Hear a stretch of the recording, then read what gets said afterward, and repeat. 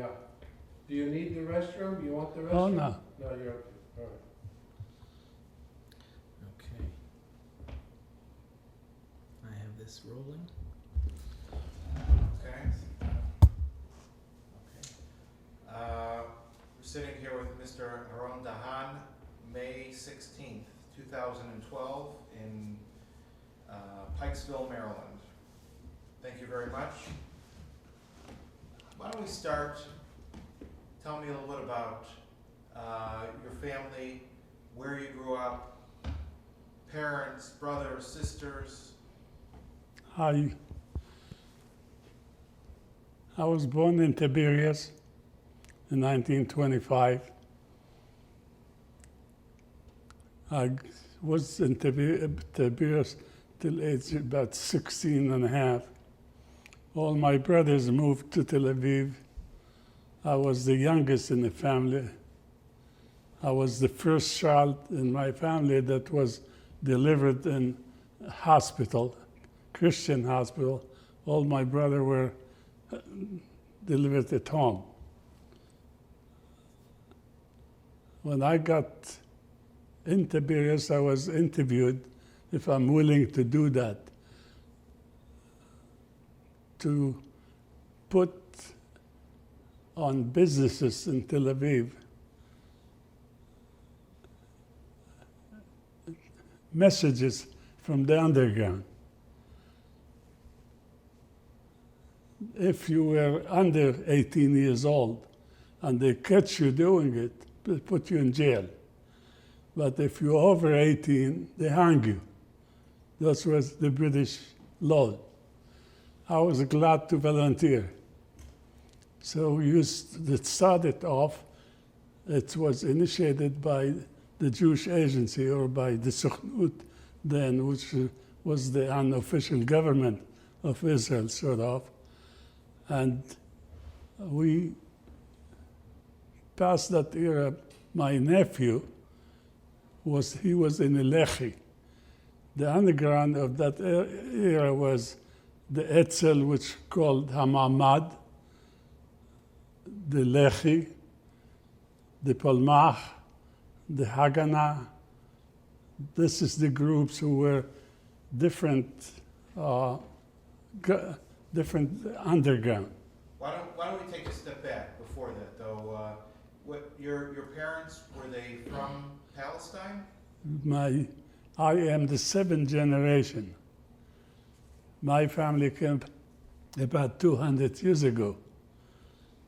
Part of them is people who were run away from Spain, and they wound up in where Gaddafi is, in Morocco, and they spread all over the world. And then they start the movement of religious people coming to Israel.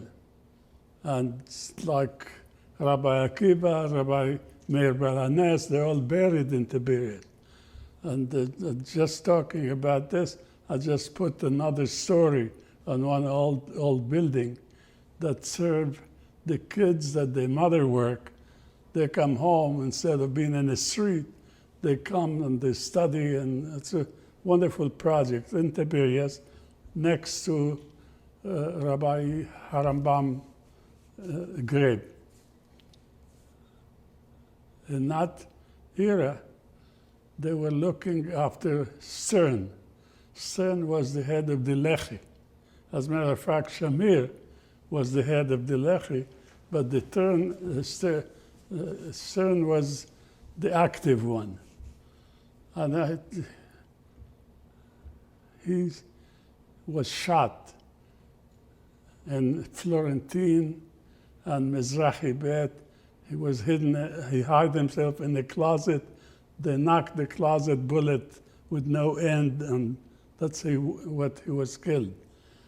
The mix-up of the history, that era has to do with our chazan today.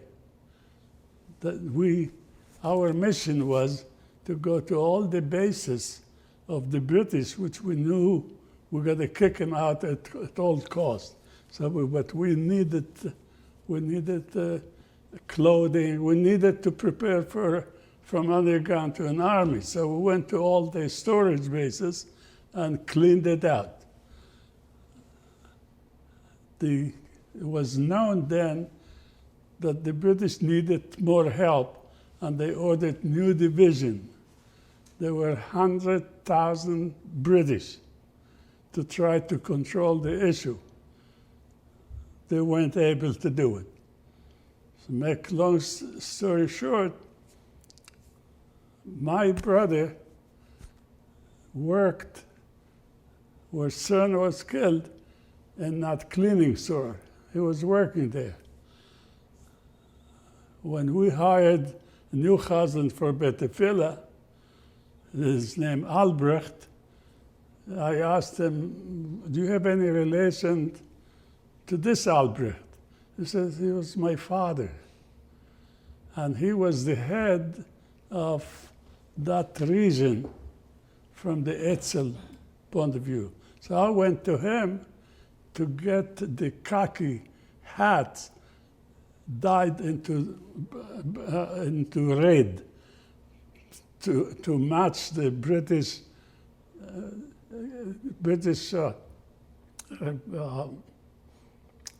power that the parachutes unit that they brought to Israel, they used to wear the red hat, and that's where it's come, the song, Kalaniyot, Kalaniyot. So the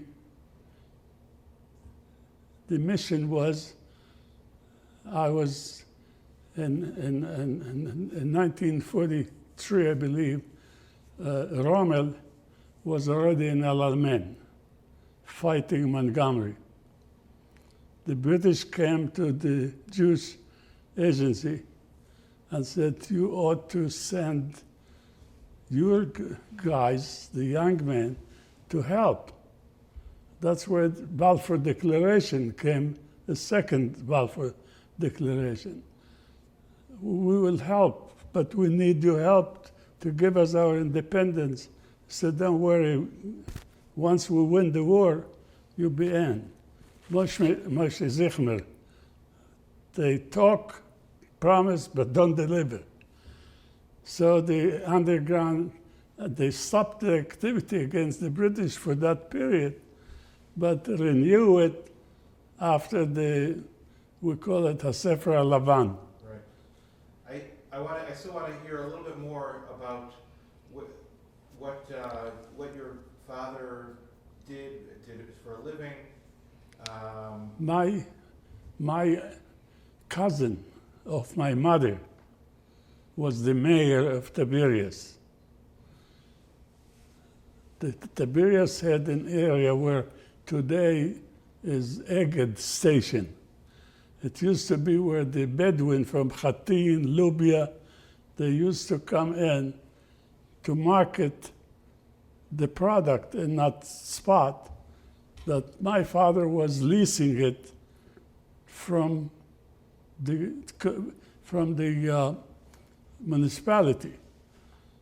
And he had the right to charge if you want to market your product there. He used to take right on that base, on the Kinneret, and on Hammam. The people used to go to take a bath. Those were his bidding, get the control, pay fixed fee to the municipality, and then he charged. So he had to get up 6 in the morning or 5 in the morning not to miss any customer who comes in, market his product, and go without pay. He worked hard. He believed in working hard is what society needs at large. The problem we have today, financially, economics, big country, Israel beat them all. The inflation is down. The achievement of the nation of Israel and the Jews at large, they managed to achieve unbelievable status in the worldwide. From technology, we're number 2 in the world. I mean, we have a lot to be grateful for, but I don't know why we have that curse of being disunited, working one against another. It doesn't make sense to me. There's so much good to talk. I give example to people. You go to a supermarket, you just want to buy a few dollars of tomatoes or oranges or whatever. Do you pick the rotten one or the good one? That's all you have to do. I mean, you hear balonies, take the bad one, kick them out of your calendar, and concentrate on things that bring some good. For our people, this is the key to ensure our continuity. Many organizations, big money, after World War II, people who came from the camps and made it, they were all the way for unity of Jewish people. Today, many generations, that their priority is museums. Everything is important, but you got to put them in line of priority. The priority is to give the basic needs of our heritage and tradition with no tuition. We should have built enough fund that the income will support that. That's the real way to ensure our continuity. Because you send a kid to college, he doesn't know anything about his heritage, anything about his tradition, how you want him to guide him, stay away from simulation. In my opinion, and that's where I concentrate, my major activity has to do with how to bring unity. I put a park there. I spent $5 million in Meriland. And the park has a sitting for 3,000 people, plus ability to sit on the grass, another 3,000 people. And many declarations that comes out of the government of Israel are taking place in Park. It's, I call it the Unity Park. The Russians start coming in. When the Russians start coming in, we found sponsors to pay their tuition. It was only $2,500 a year. It was easy to get the family to sponsor those kids to give them education, but we don't have rooms to teach them. So I was the first one to volunteer and put a building with 28 classrooms called Exodus. I know that building. Where did you go to school? Where did you go to school? Where did I what? Where did you go to school? To school? Yeah. I was in Talmud Torah. It's called Chacham Bibas. It's in the back of the cemetery of Tiberias. So we lived there, and my parents sent me to Talmud Torah. Everything connected. So I go to Talmud Torah. Naturally, you study Torah. I was 9 years old, and when the machers used to come, they used to prepare us to wear Shabbat clothes, make sure to get haircut. And when they come in, the machers, you stand up. And in my heart and my mind say, would the day come that I'll be one of those? God, it is my witness. And sure enough, when we gave honorary doctorate to Gorbachev,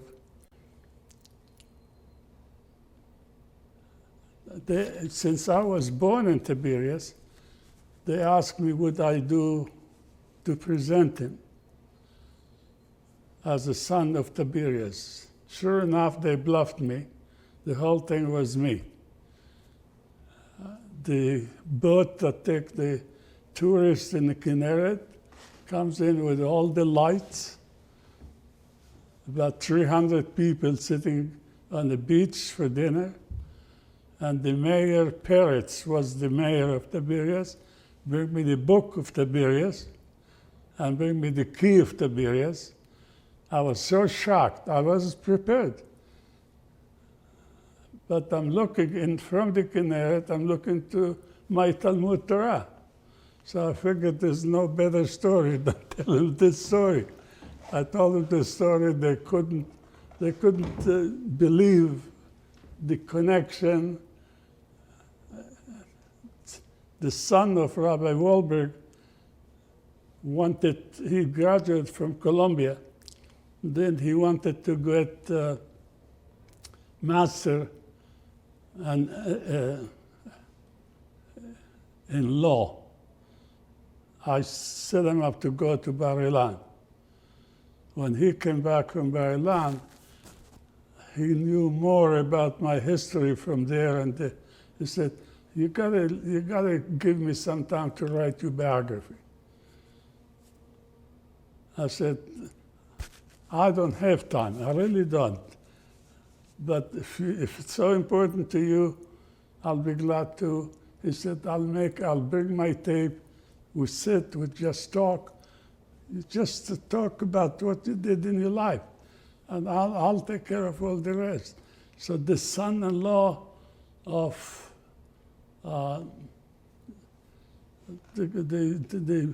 he was the head of Israel Bond worldwide. He made the shidduch. He wrote the agreement the peace agreement between Israel and Egypt. What's his name? Not Roseanne. Roseanne. His son-in-law got in that business writing biography, but he saw he can't make a living out of it, so he switched now to the stock market. But he wrote that book. Whatever we had time to do it with, just Wahlberg is related to Roseanne? He's a son-in-law. Oh. His Mayor Roseanne's daughter married to him. Oh. But he moved here because their son, who's the grandson of Roseanne, had some health problem that Israel was not able to handle it. So he came to take care, so the kid can get the proper treatment. And the kid is he's in the what you call it? He's in a unit like a Palmach unit.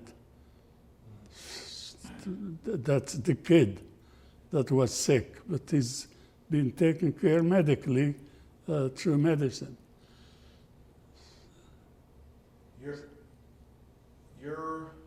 You how many brothers and sisters do you have? I had no. I'm the only one, and they didn't know anything about it. Until we came in the open, I went to solicit him for donation. He was shocked, because I was a quiet person, didn't like, we had the secrecy to get you in to be a member. You sit in a dark room. The people interview you, they see you. You don't see who you're talking to. That the secrecy was the key, because if they catch any one of us and he'll know, they'll make him talk. Were any of your brothers in the... No brothers, no sisters. I had 3 brothers other than me and 1 sister. None of them were... in the Machteret or anything? They're ordinary people, work hard for a living, raise family, and... So why did you decide that you wanted to do something? Why? The reason, I say why I decide.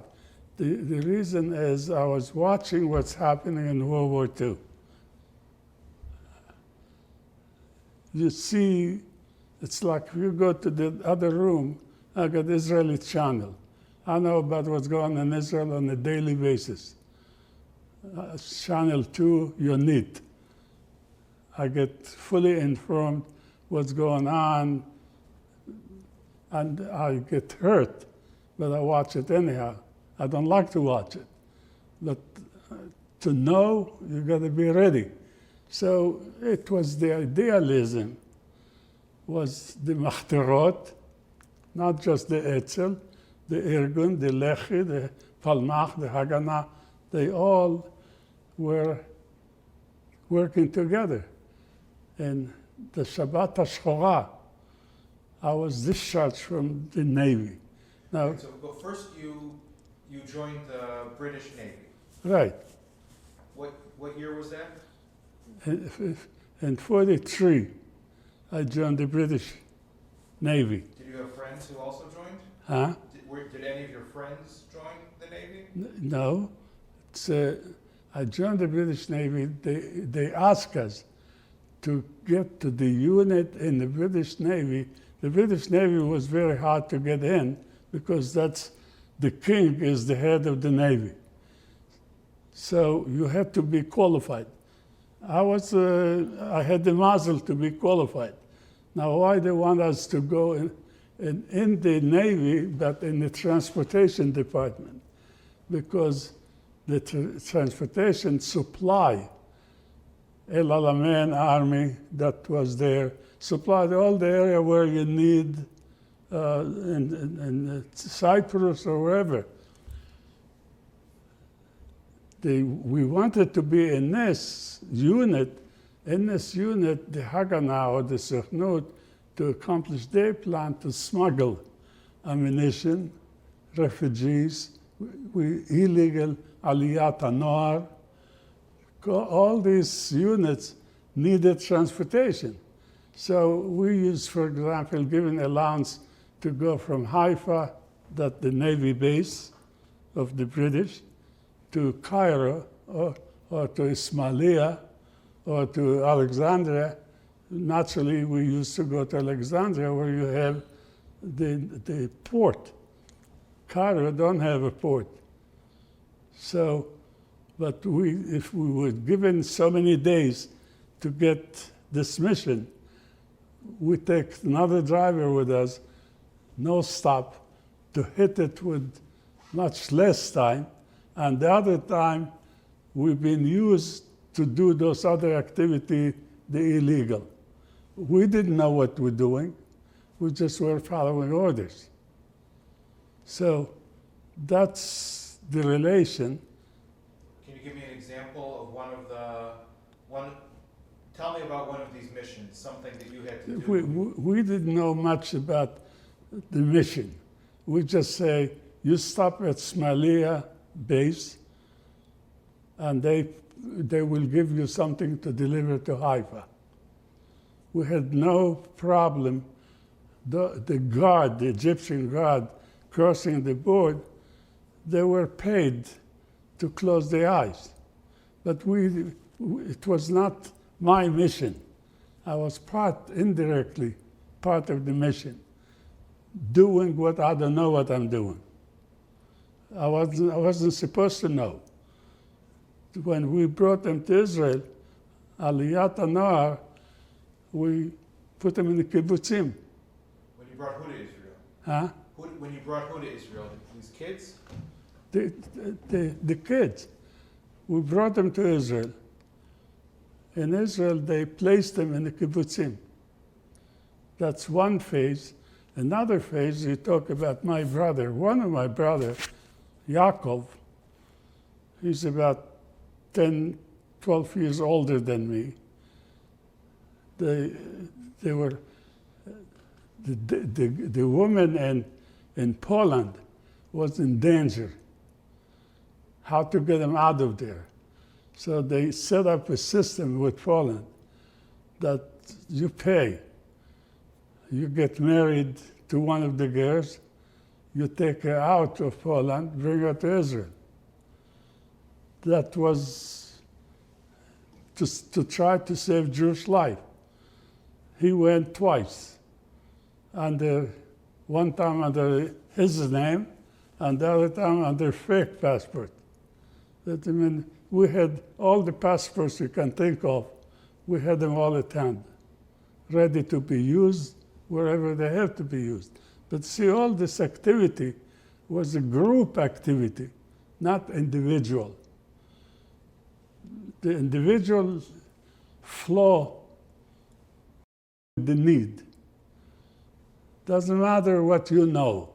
Just get it, just do. Ask no question. We didn't ask question. And if we ask, we wouldn't be given the right to answer anyhow. So it was sort of a use of, it was the pride of this poor Jewish population to belong directly or indirectly in any of those missions. Without that trigger, for example, if you, I know you did Deir Yassin. We lived, the Irgun lived in its own independent, all underground, each one was independent. The Irgun, when the Jordanians were controlling the Jewish part of Jerusalem, they had control on this road, and you couldn't get a convoy to bring food. They were running out of food, out of water, out of everything in Jerusalem, and mahsor. And everything was on tsena. You only get 100-gram meat, 90% of it is fat. But that's what you have. Apropos to this, I got married in 1950.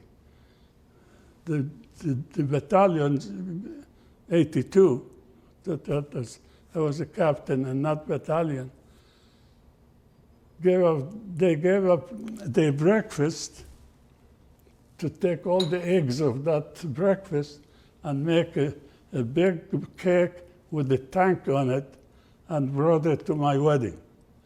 And a lot of these guys, today they generals.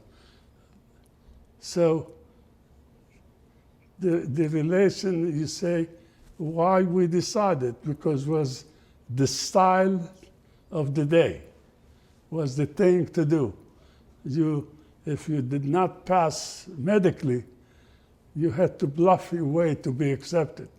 It was an insult that you couldn't be part of that team. That's the strength of that unity, the strength of that willingness. That's what enabled us to have a home of our own. It didn't come easy. And we didn't think anything about it. And none of us think about hero or shmiro. It was there to accomplish a dream of 2,000 years. You know, it's hard to believe today that really this thing happened. It's just like the story of Hanukkah or Shimshon HaGibor. You know, you hear the story, how much can you really buy today that with the cheek of a donkey, you killed all the Palestinians? I mean, I want to believe that this has happened, but it's not happened because it's ordinary situation. It's a special situation. How a woman first Chava with the Nachash, and what's her name with the hair of Shimshon.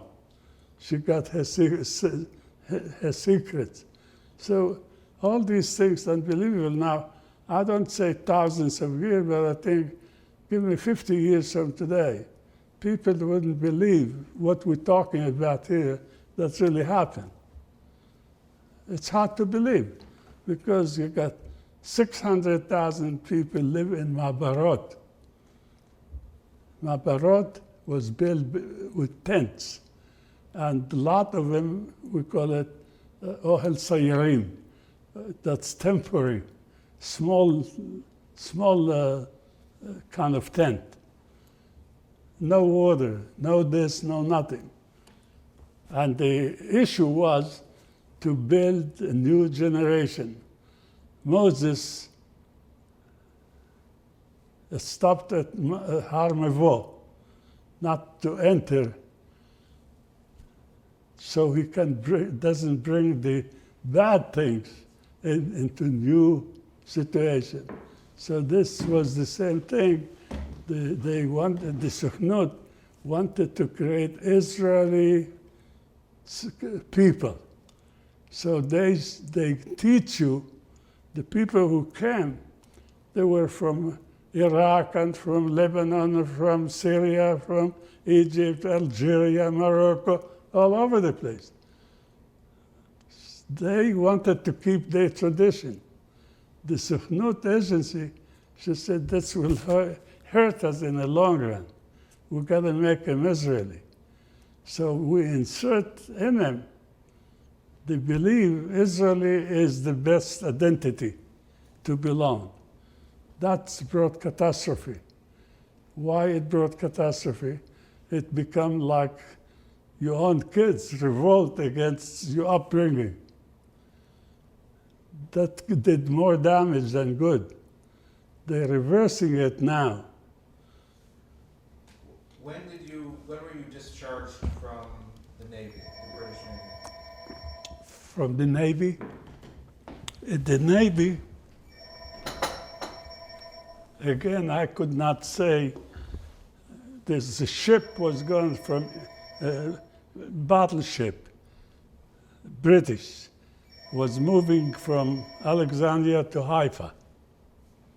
They put on her some people that they're supposed to be discharged in 46. Then they found there's a bomb in the ship. Who planned the bomb? Again, when they told you to do, you don't ask questions. If you ask questions, you are an enemy.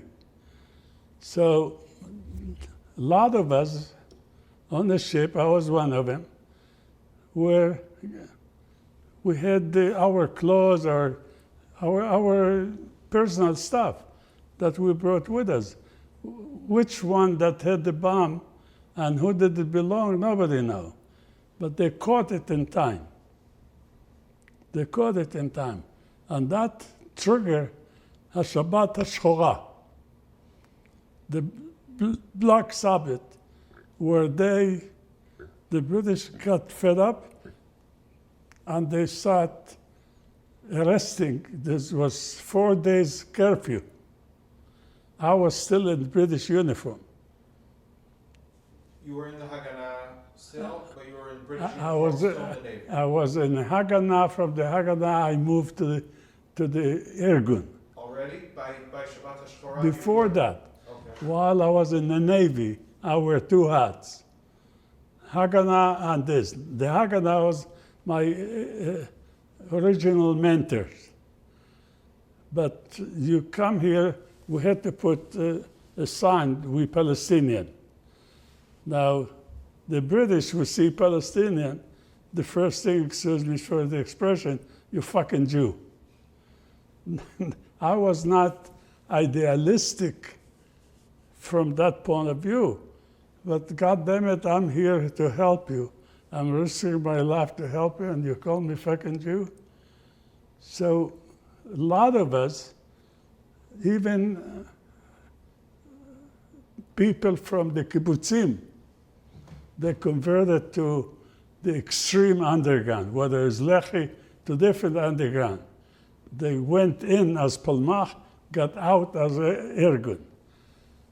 The biggest guy was Gidi. Gidi was the arm that forced all the issues that Begin want. And he was the right hand of Begin. This guy, that I participated with him, then I know what I did. We had the best intelligent, and believe it or not, women always come in the picture. It was a club in Rehov Yarkon, officers club. we used to send the girls that were members of the Irgun to have a drink with this officer and get information. They were the best source to get any information you want. They missed on that information. They said, there's a train be coming from Gaza, fully equipped, to Haifa, because they were preparing to leave. So we put a bomb under the car that pulled the whole train to stop the train. We put a mine there and blew it, not knowing that one of the cars had 40 British soldiers fully equipped to defend. That was in Pardes Chana. Gidi, should rest in peace, he died by accident, took his handkerchief, he was prepared, and he came to this, where the fire was coming on us. We lost 3 people. I said, listen guys, as you see we did for the car that pulled the train, there's one under you. We didn't want to hurt you unless you don't cooperate. So you have, it's your choice. You help us to get all what you need, which we needed to defend ourselves, and go home safe to your family, or you want to be blown up here. Before you know it, all the 40 came out, and they start empty this train from the train to our trucks. And we took our trucks to Shuni. It's in that area, near Zichron. The 3 guys, the 3 bodies, we put them in one of where you make wine there and ice to protect it till we can get them to Tel Aviv. And finally, I was chosen. Gidi gave me his machine, green Chevy, with bullets on the window that cracked. He said, how do you take these 3 guys to Zichron? They're waiting for you. I come to Zichron, they load me with the 3 bodies. I bring them to Hadassah, Tel Aviv, and was the biggest funeral and the first such a major funeral to these people who gave their life for that mission. That's one of mission that I was part of, and I'm proud that I was given the opportunity. From there was dispute between, and all this era, every Irgun worked on his own. If I had white ticket, they leave me alone. The other Irgun was a cooperative one with another. Each group had different color of card. So the next mission was that I participated, that take over Jaffa. Yes, Mazk Hassan Bek. And Hassan Bek was the Mesgad shooting about 3,000 feet, maybe, or 4, to Allenby Street. Allenby Street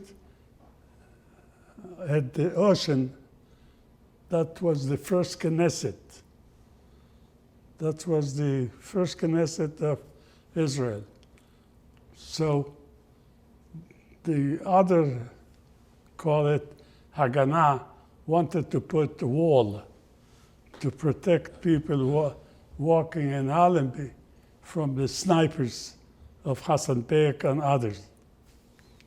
Begin said, over my dead body, we have to take over Jaffa. He brought all his forces, amounted to about 1,000 people. shalosh plugot, 3 companies from all over. Whatever they have, they all came, and the first plan didn't work, the second plan didn't work. Giddy, come put the fire, it gotta work. It gotta work, and made it work. And we took over Jaffa. When we took over Jaffa, Haganah joined in, everybody joined in after the thing that was accomplished. So this is again the relation. How did we work? Where we helped one another and when we hurt one another. Now this part of the Shabbat HaShoah, when they arrested our leader, Ben Gurion, Sharet, you name it, they were arrested. And this era called the Season area, that they came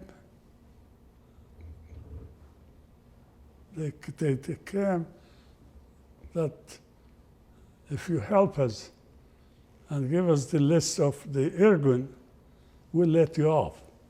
Now, we don't know if they did or not, but what we do know, that they had our names, they had our list, because when we blew the bridges that communicate the British Army with Tel Aviv and all over, we had information of them, they had information of us, because we were it's called the Mary era.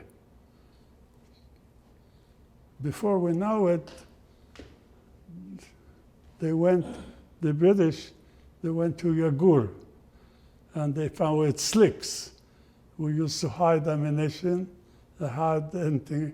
And Yagur was one of the biggest slick. So we got to know that we had many slicks. Why Yagur?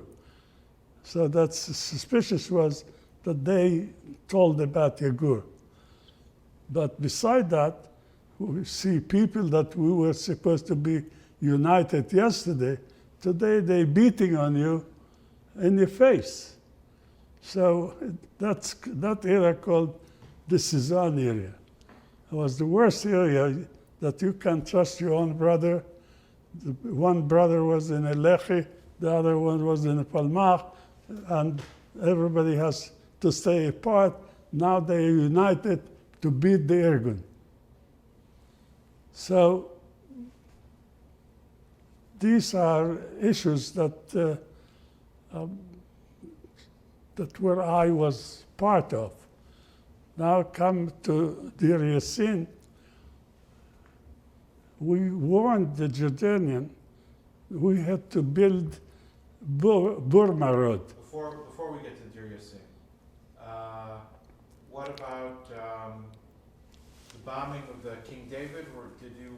The what? The King David Hotel? Yeah, it's coming. It's coming. That had to do with the Season. Right. Because we saw that they know about us. They had one part of the King David Hotel. One part was the headquarters of the British Army. They had every confidential document, every report on everyone was there. Now, we were after that for weeks and weeks and weeks to make sure we can get it in safe. You know, I think like 15-gallon, 20-gallon used to be Tnuva, that you bring milk, whatever you call it. So they come, a team will walk in every day. Finally, the guard got to know him, and they start stopping, checking it. That's when they stop the checking, we send the signal on the one who has the real McCoy, but with the same driver who was honest to begin with. He brought the one with the bomb, and they put it in that part of the building where was the headquarters of the British Army. That's blue. That was the hope was that it'll get on fire, which it did, and they'll burn all the original record.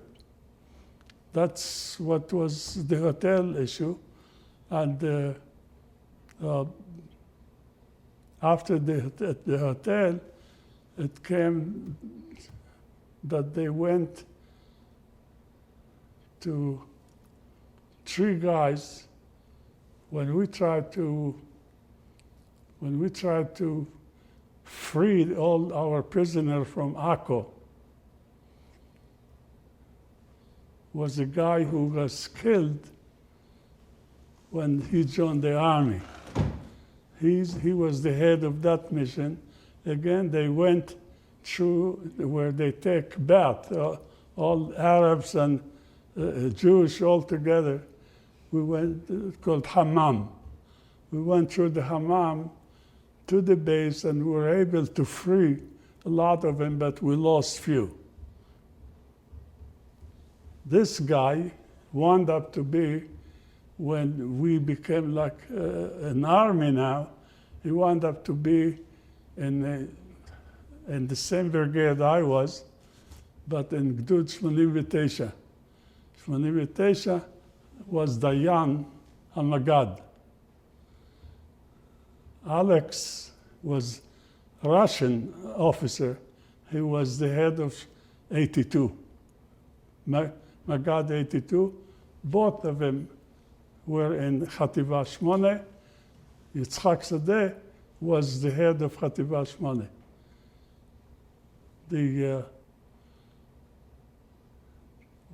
This guy who was in the mission of Akko was, and Dayan wanted him in his, because what work then is what experience you have and how much guts you have. So he took him into his unit, and he was killed while we were coming. The plan was they had the road between Gaza and Egypt open. We came at that time through an area called Wadi al-Abyad. Wadi is what you call Wadi? Nahal Halavan. From there, we have to wind up on the road that connect Gaza with Egypt. So we go in there. We had 2 tanks. That's all we had. One Cromwell, which we sold from Machane Shmanim, and one Sherman. And we had few Hotchkiss. The Hotchkiss were an old tank from World War I that the French used it. When this brings us to coming there, we were able to divide them. We were coming, capturing Beersheba. Before Beersheba, Alexandroni was trying to catch, to get, to win, to take over. The British built those police stations with concrete and all this. And we had one that Nasser was there, was a captain. But Alexandroni was trying to take over. He was not able, so we said, we called it Keith's Fallujah, the Fallujah pocket. We left there like a company to block him from getting out, and we went to take over Beersheba. We took over Beersheba, was like a piece of pie. No, not much resistance. We took over, and we got into the Sinai, become under our control, the whole Sinai.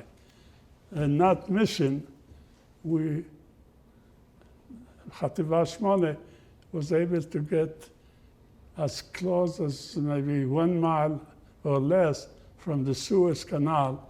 It's called Abu Agela. We arrived to Abu Agela, we're ready to control the Suez Canal.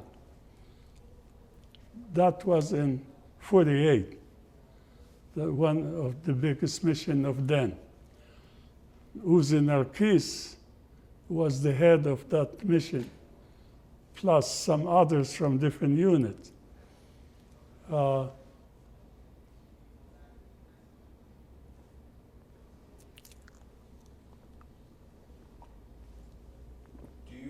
you remember where you were on Chavtet b'November? Who? Chavtet b'November, November 29th, 1947. Yeah. Do you remember where you were for the United Nations vote?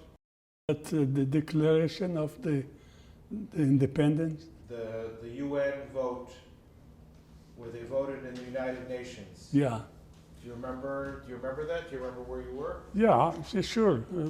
We remember the dancing on the street. Now the story here also connected with Truman. He was involved in politics, but he also was a partner with the Jewish fellow that they had a hat shop. We went to this partner and said, do us a favor, get us appointment for President, for Dr. Chaim Weizmann, just to get the appointment. He said, I'll do that. He went to him. He asked for an appointment. When Truman heard who wanted to see him, he said, yeah, give him an appointment. And when he came in, Truman said to him, you know, we were partners, we were friends. You never asked me for anything, and I respect you for it. If your people want me to see you, I couldn't say no. So he had the interview with Chaim Weizmann. That did the whole thing.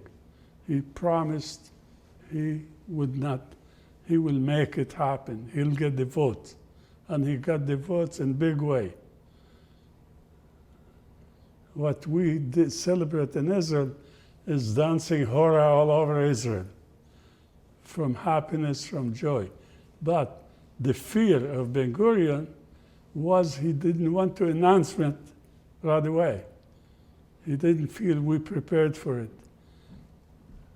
He dragged it till he see what reaction going to come from the Arab country. And we all know what reaction it happened. They came with all the equipment and da-da-da. Then we went back to take over Fallujah. We took a tanker of water, emptied it, and put all dynamite.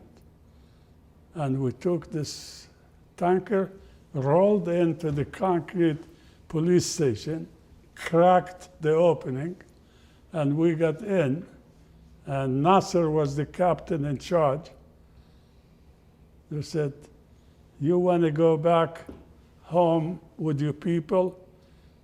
We'll be glad to have you leave peacefully, leave your equipment here, take your clothes, good luck to you. Or we fight you, whatever you want.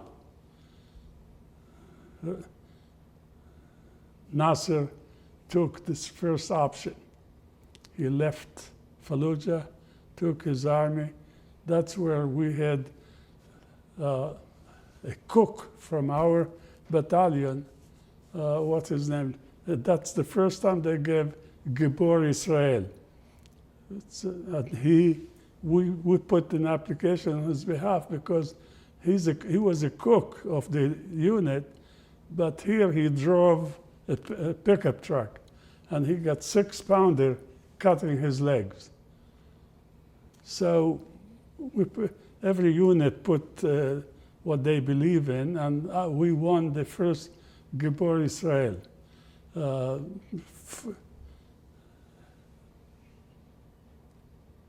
from here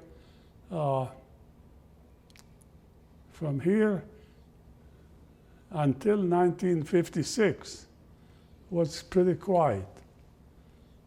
That we had the הפסקת אש. That You stayed in the army? I was in the army until 1950. Okay. I was professional, keba. But because I was Irgun, Shaul Yofe, who took over the battalion from the Russian head,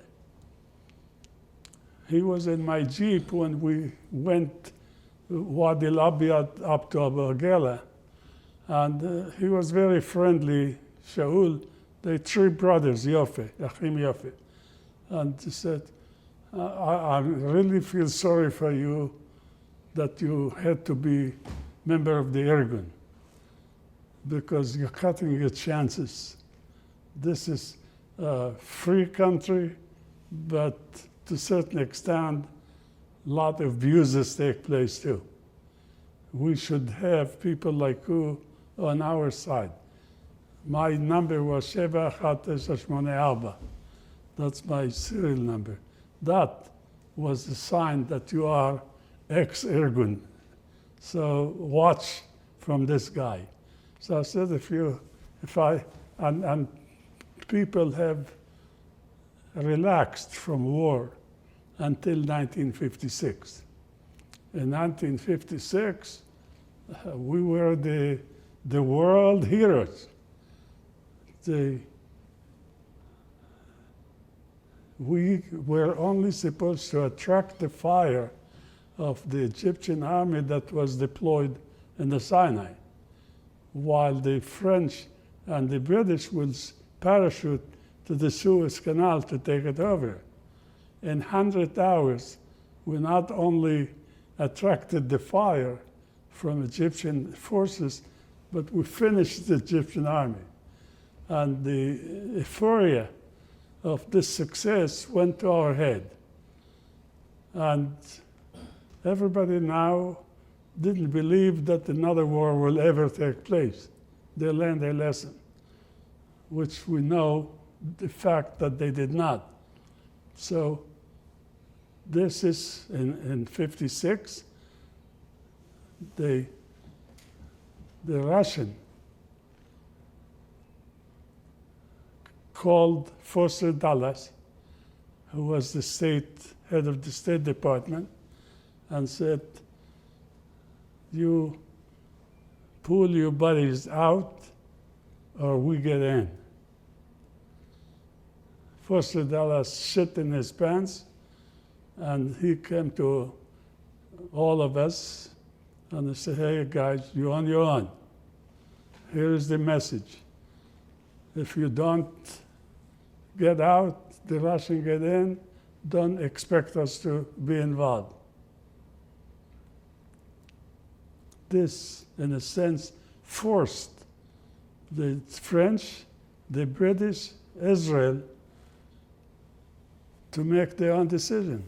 They all decided we don't want to fight Russia without America being on our side, which makes sense. So we pulled out. When we pulled out, because of the euphoria of that period, people start thinking more American than American. Everybody wants a luxury apartment, architect for furniture.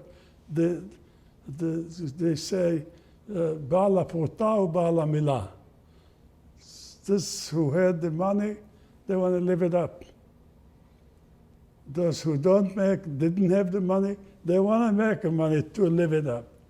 So that, I said, and we became worse than follow the Joneses in America. And a guy like me said, I have one hinder, my past being the Irgun man. That would not open the door for me for a career tzva'it. And if America We only knew about America through the film. We saw movies about America, and it's a very attractive movie. So I came here, no language, no money, no profession, no family, no nothing. And I faced a lot of difficulty to get working paper, a lot of difficulty. But I give all this credit to the Israeli armed forces, or to Israel as a state.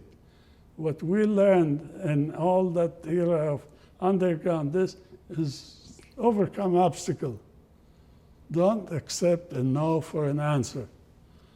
What is the way? There's a way.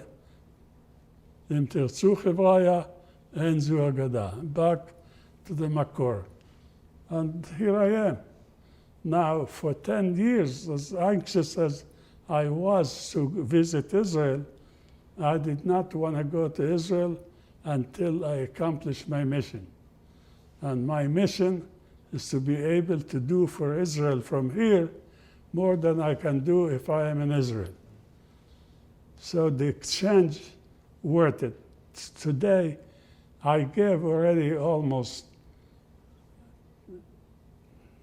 $100 million to Bar Ilan and Bet Tefillah. Why Bar Ilan Bet Tefillah? The Rabbi Wahlberg, who was new hired rabbi, came to me and said, I have a dream. I want to have the school, to have high school, to enable me to prepare the future generation to have the knowledge about their heritage, about their tradition, and be proud of it, and go to university with kind of equipped to deal with the station. And that's our choice to make it happen or not. On the other hand, we may lose some that are very religious, that they may pull their kids out. And the problem was, I said to him, Mitch, I'll be backing up. I'll be glad to take full responsibility, providing it's open to Chilonim, Datiyim, Sfaradim, Ashkenazim, no matter what. If this the mission, I'm on your board. There were three of us, me, Mordey Mack, and Howard Brown. All of us with the same philosophy. We believe in general unity. And we all teamed up, and we used to have every morning a meeting. And we had the card of leaders financially strong of the community, put them on a list, pick up the card, we raise our hand. I'll call him, I'll bring him, I'll call him, I'll bring him. And we had that for about a year and a half. We collected $6 million. We were able to put the school, no mortgage. We had the cash for it. Now the problem with the tuition, the criteria of financial aid was ridiculous. If you make $30,000, $40,000, you're not qualified for financial aid. The tuition average, we were mainly needed for people in high school. The tuition started then $6,500. People have 3 kids, they need $20,000, not deductible, which means they need about 35 income just to pay the school. And they didn't make that money. And they did not have that background, and they did not have that knowledge. And they were proud of it, said, I didn't have to go, and I'm still a successful person. So was a big fight. We had in the high school 70 kids. I took Mitch and Tzipi. Tzipi, the director of education, Mitch, the chief rabbi. And I said, how many kids can we train before raising the budget 1 penny? He said 200 to 300. We are over 300 now. I came to the board. I had to sell it to the board of the board of the synagogue and the board of the school to buy in. I said, I want you to know our mission is to provide Jewish education. You know a way to do it? Tell me. If anybody don't have this idea, he better resign. He's not interested. But to make it happen, they say take people divided to 3 groups. Those who make things happen, those who watch things happen, and those who wonder what happened. We, the one who got to make it happen. And here's what my offer. I got a commitment from the director of education and the chief rabbi. The budget would not be increased 1 penny.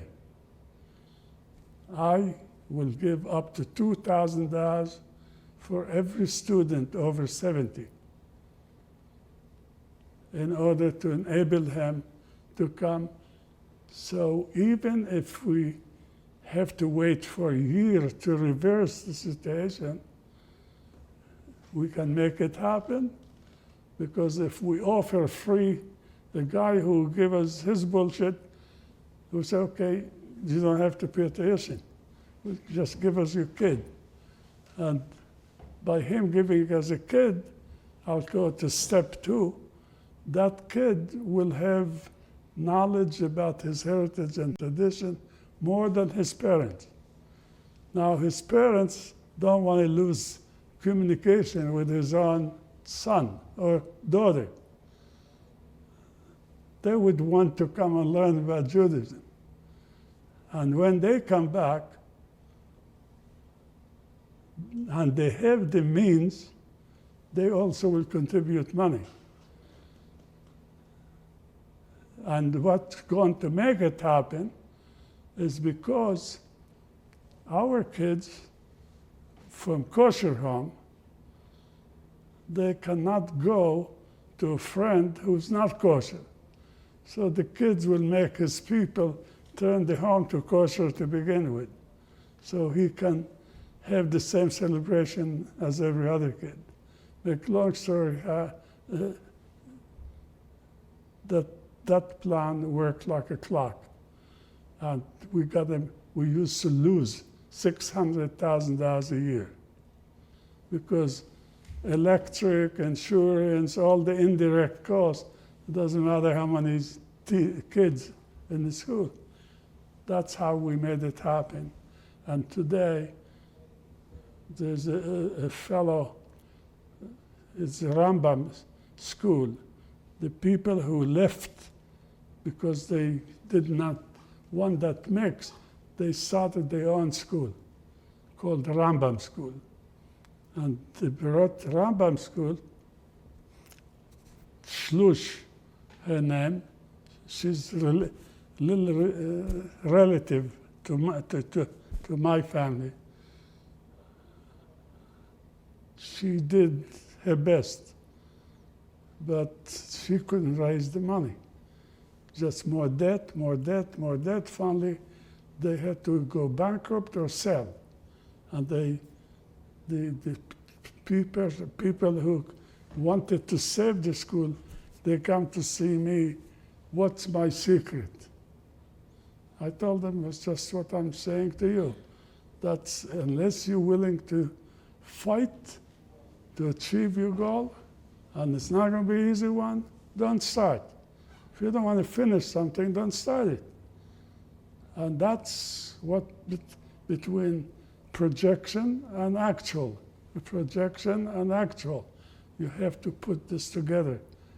There's no separation between the two. And thank God, the Rambam gave up the ship. All of Rambam school, or most of them, coming to Beit Tefillah.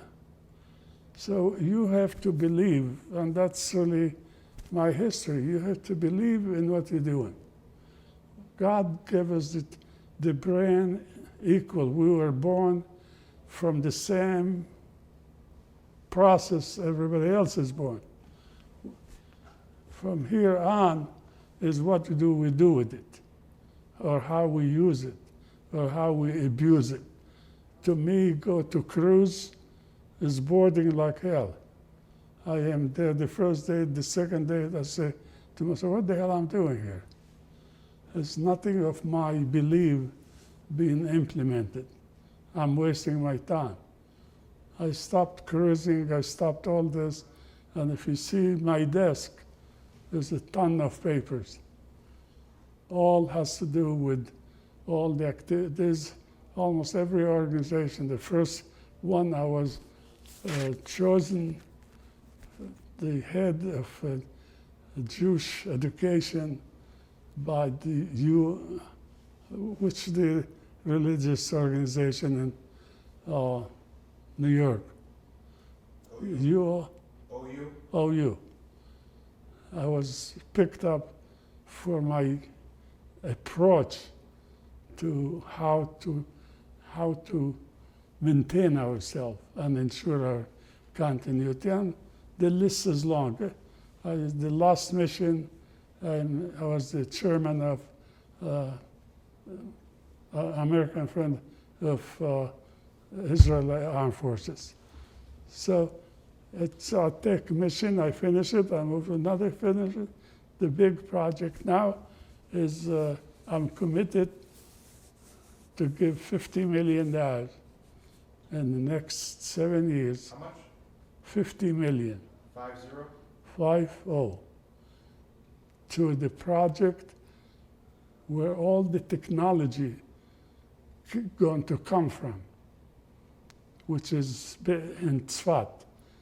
Matching, I gave another 50 million to Beit Tefillah to keep growing and provide the material that needed so much to every young Jewish kid. It's up to us to steer him this way or steer him this way. If you don't get this way, he go to college, he get lost. I mean, this guy talk about his church, this is about Christmas. Our guy, he doesn't know anything. How can you ensure, according to Rabbi Lau, I brought him here as speaker, that supposedly they did their research. If we can stop assimilation, if we're able to stop it, we should be today not 14 million left, but we will be at least 35 to 60 million. Supposedly that they did research on that. That was delivered in Beit Tefillah by Rabbi Lau. So this is the issues that is, I rather to do what I'm doing instead of going to golf or to cruise. It gives me nachas. So you only can succeed if you love what you do. And the only way to accomplish what you want, you have to do what it takes. So that's what I live by. If my world is a small one, it'll be bigger, but that's my hope. So everything I did, I have the Sfaradim in Israel always complain that they've been mistreated. I said, listen, did anybody ask you how many hours to study? Is the requirement to be accepted to university are all even to everybody? What the hell do you beef? If you beef, you didn't pass the test. If you put more time, you'll pass the test. But you want others to take responsibility for your future. What's wrong with you?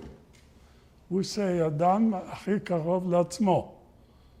If you do your share in this direction, the mission will be accomplished. You shy away from it, your dream will shy away at the same time. It's no use. So this is, we all have to have our own philosophy. We saw people coming up and down. Einstein was offered to be the president of the Technion before anybody else. He turned it down. He didn't want it. Why? He wanted this, he liked to be scientist. Scientist has to dream and to follow his dream and overcome all the obstacles that are the route to get to the dream. So it's really, I'm proud that people like you can put the time and the effort to do something that I wish you'll be enjoying it for the next 100 years, but you leave something to memorize your team. What did they accomplish? Today may not have the biggest value, but 50 years from now, those people want to know who these are who started this. And that's where Aluf Vardi came in the picture. He wanted to do it more modernized. Go ahead. That was beautiful what you just said. There was one thing that I think we forgot to mention before. I wanted to go back and ask you is Menachem Begin. Did you know?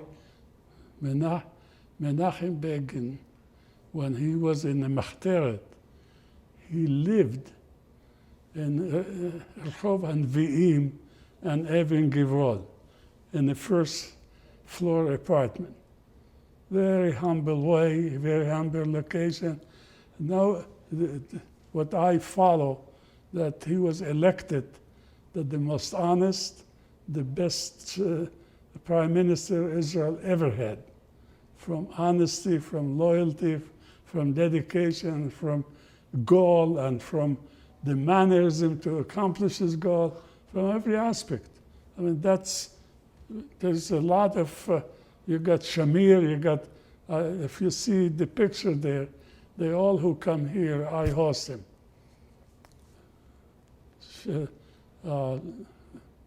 Rabin, when he came, I was the chairman of Israel Bond, and we sat at the same table.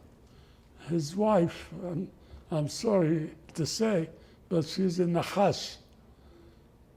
In my opinion, she's a Nachash. She destroyed him. She got the money for herself, supposedly to arrange for her husband to appear to public. And the way I understand it, he had nothing to do with it. Now they came to her because they knew that she can help. And she said, how much? And she got the money and she kept it. That's put him in trouble. But the more important to the issue is he know about me. He said, I want you to know. He said about Nemushot. Remember, he said, this who left Israel are Nemushot. He said, this does not apply to you. I want you to not take yourself out of this, because what you're doing here is 10 times more than what you could have done if you stayed in Israel. You are a free ambassador. You're respected by your community. We're proud to have you on board, whether you're here or not. You save us money. He said to put a person like you as ambassador here costs us $100,000 a year. And we have no control over him. A guy like you doing it from the heart and from your pocket, That's what we need more of you. So the issue is, every issue is to what group it belongs and how you use it. Yitzhak Rabin, Menachem Begin, the Altalena. Altalena, סיפור מעניין. You being living in Israel, you know Kfar Vitkin it's a Mapai. You know that. Now, I believe Begin. Begin said that arrangement has been made between the Haganah and the Irgun, that whatever we'll bring on a ship, 1/3 will go to the Irgun, 2/3 will go to whoever you want. Shaltiel was the head in Jerusalem. It'll go to him.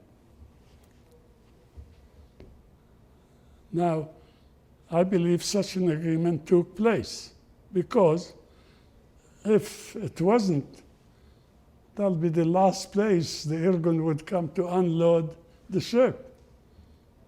I mean, this is acting as your enemy.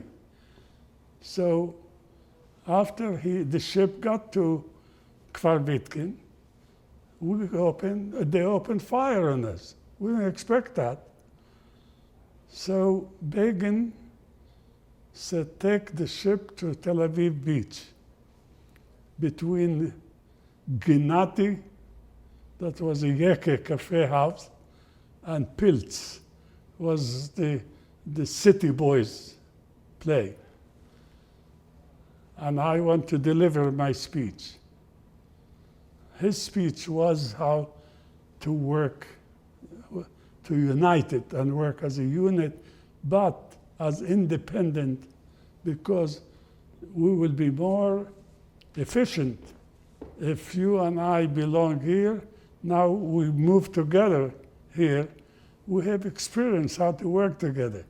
So that's to give strength to the underground by stay independent unit. Now, when he came there, he delivered the speech, and Ben Gurion gave the order to Yigal Yadin. I think Yigal Yadin was Harmatkal, us. תגמור מאונייה, בכל מחיר. Yigal Yadin gave the order to Rabin, pull the trigger. And that's what they did. We had 800 or 900 volunteers from France that they were trained in Europe and brought to help. We took him to Shabazi, to Alliance School in Shabazi, to feed him, put him room to sleep. And the ship was bombed. Begin wanted to go with the ship. They had to throw him out to the water and take him to the radio station of the Irgun to deliver his speech. And his speech mainly was, I want all our people to go back to the armies. This is not time to have civil war. God will bring the truth sooner or later. Right now, work with the full dedication to the voice of the people in charge. That speech made the hair standing up. The man is supposed to be defeated, supposed to be a loser, but the way he puts it, even if it sounds we're giving up the ship, we're not. But we believe in God. He'll bring justice.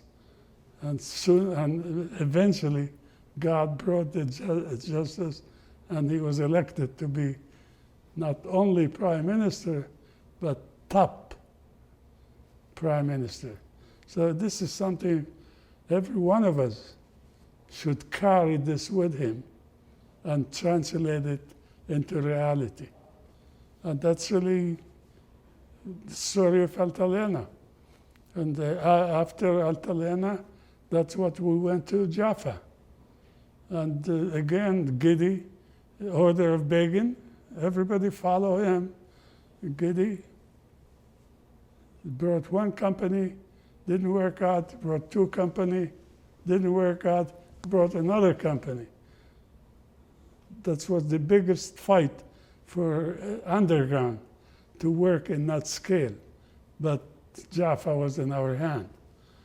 So it's we got so many on and on and on and on to our history that should make every one of us to become a believer in a right way where we can preserve all this achievement.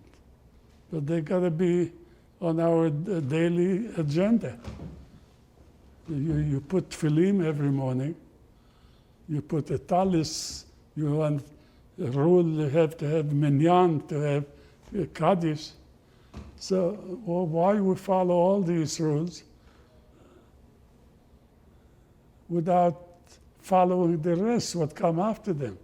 We are part of this heritage and tradition, and it's a lot to be proud where we belong. Shebachatanu mikol ha'amim. This is, my translation, that's my own translation, that with Jesus, he was on a board of directors of that time. He was kicked out because he started preaching. If you start preaching, and God said, B'chatanu mikol ha'amim, you already choose us. What the hell are you doing? You go in a competition with God. So you don't deserve to be with us. Today, they're passing a law in Israel. They're working on passing a law in Israel that if you don't believe in the government, that you are a minister or whatever capacity, and you don't agree with it, the first thing you have to do is resign. Don't wait till you finish your cadencia, because it's keeping your enemy to fight, your own friend become your enemy. What the hell I need you to be on my board if you're going to knock down all my goals? So it's like we say, that's adopted by civil right today. If you kill somebody out of defense, you go free. That comes from the Bible. So a lot of things kept, not enough.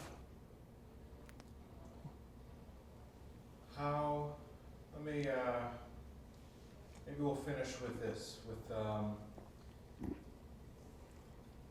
how did your experience being part of this generation that founded the state of Israel, how did that impact on? Number one, the laws of Uncle Sam here.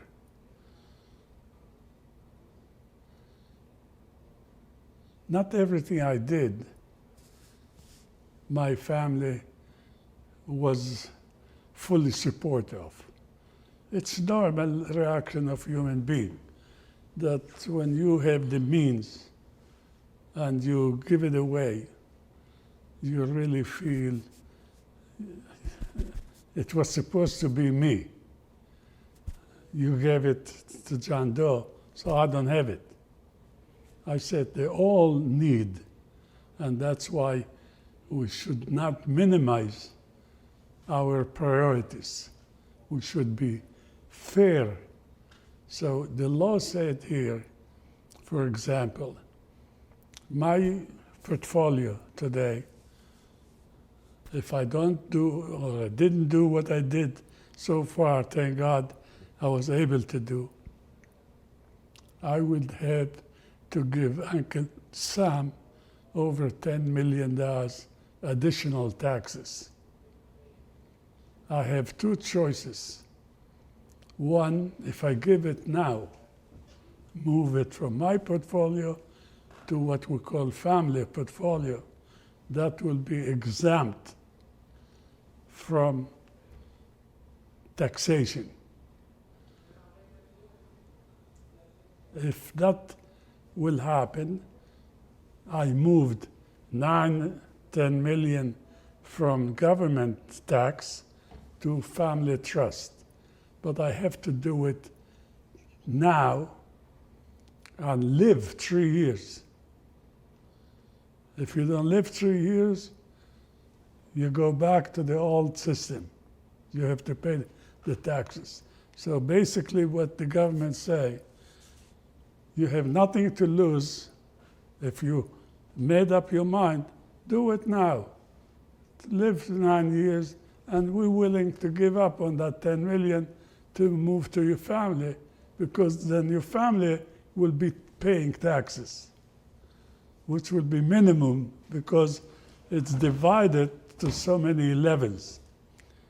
One, the levels that I support the family is that the minute a member of family, child, grandchildren, grandchildren, every generation come, I put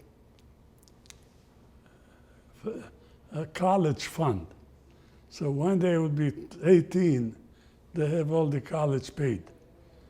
I got, right now, this week, one granddaughter will be graduated.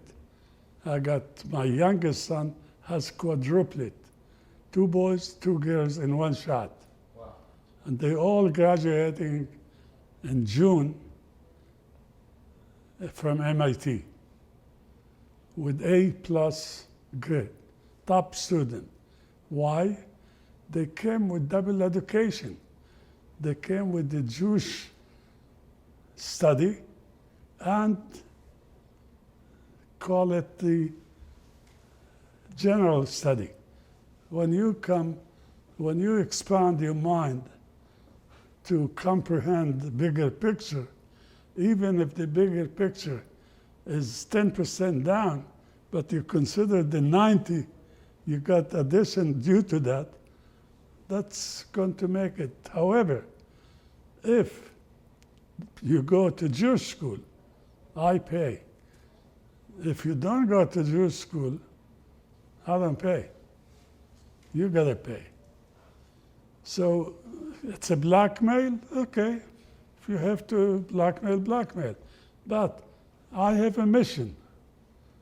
That's my mission, that everyone that dear to me, I want him to be able to educate himself and be able to play a major role in the future of our continuity. And it's not going to be accomplished without putting this kind of plan. I started doctorate years ago in Meriland. 8 of them became doctors. I paid all their tuition. We had to give them $10,000 to live on while they study, plus the tuition.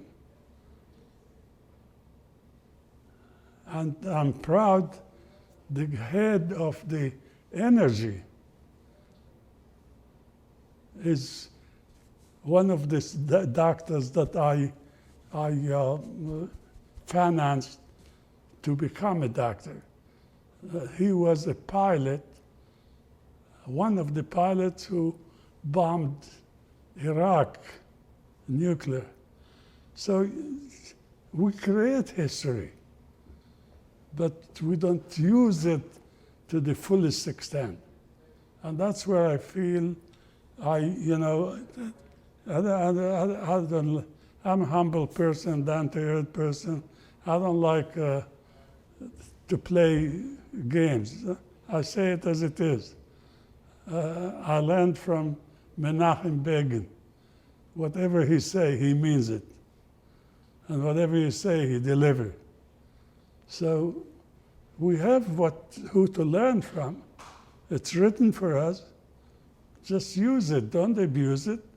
And I'm sorry to say, but my reaction now that we got enough people that they are abusing this situation.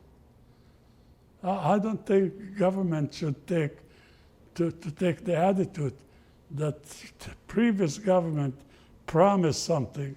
Now I'm a new government. I don't recognize what the other one did. Does that make us united? Does that make us relying one on another? If you can rely on the leaders of your country, who the hell you want to rely on? And I know those things going out. I watch them because I want to know. And I want to see if I can be any help. And that's why when situation like with Tzfat, it was, believe it or not, Professor Kaveh, every time he's in the United States, he comes to visit me. I take him to kosher restaurant in Reches, Chinese, and I told him my plan. And I wrote it on the napkin of the restaurant, how we're going to get there. He was thrilled. He said, you know, nobody understands your language. It's, I understand it because I'm talking to you, and every question I have, you have the answer. But those people, you give it to them this way, they wonder what, like it has to be translated. Because there's assumption. Now I build my assumption based on my own experiences. My own experiences, I was making a return of 8 and 9% on all the investment. I brought it down for safety to 7%. And I got another tool. The law don't consider gain unless if you have a stock that went up in price, if you don't sell it, it's not recognized yet until you sell it. So I use this as another spare tire. I don't sell those unless I need them. So that average give me the final picture. If you take my contribution, I have an obligation right now to give about more than $10 million a year just to meet the requirement. I got to get it from somewhere, so I'm working with him up there, and he said, don't worry, I'm behind you. That's all I need. You have to believe in yourself. You have to believe if it worked for you for so many years, why would it stop now? Just stay on the same path. They say if it's working, don't fix it. Okay. Well, thank you very much. It's my pleasure. This was fascinating. I just would want from you one favor. When the tape comes in, if it's any way to buy a dozen of him, I want him and his family, everybody in the family, to have a base where that's the grandpa came from. You got a deal. They are all part of it. They were my inspiring, my goal. I acted as an agent of their behalf. And I'm proud. I wish it on everybody, every holiday. We have 30, 40 people here. For Rosh Hashanah, for Passover, we follow the rule. We read the Haggadah from one word to the end. That's what I grew up with. So I maintain it, he maintain it. And he made sure his kids are maintaining it. So it's all one piece. Thank you. I'm glad. Who initiated this meeting? How it came about? To meet you, Yeah. I don't remember who it was the first time that had mentioned it. I started this project, and we've been interviewing. We've interviewed about 600 people. Most of them we've interviewed in Israel. We've interviewed a number of people in the United States, and someone mentioned your name, and we were able to arrange it through your son. I'm glad that I was picked up. This is my history, and I want 100 generations from now to know what we did today. It was not easy. It was not easy, but when there is a way,